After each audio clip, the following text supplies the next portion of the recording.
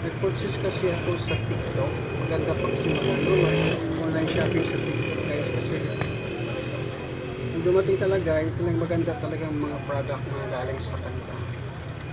So sa ngayon, ito na dumating niya via G&T Express. So, ano ba kung ano to guys? Nag-order ako ng thinning scissor, yung pampagupit guys, kasi yung buhok ko, para maalis yung mga curly sa buhok, ay mas gusto ko pag nagpagupit ako na lang magupit sa sarili ko. Kasi pag nagpunta pa ako sa mga barber shop, basta sila ng tabas na yung magustuhan.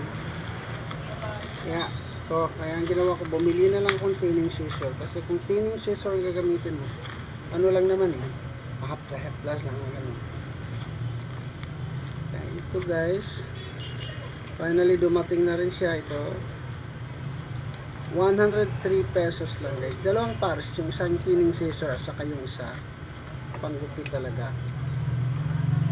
Kung hindi naman ako marunong,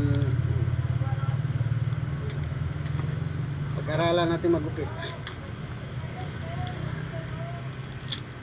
Thinning scissor, dumating na ang ating thinning scissor. Maganda pagka-package guys, balot na balot, in good condition.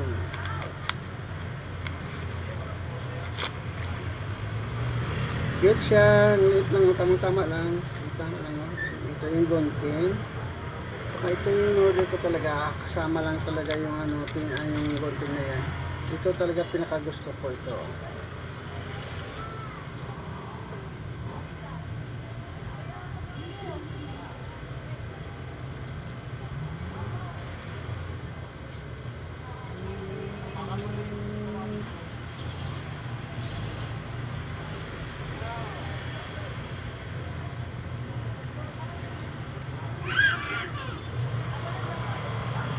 Yun guys,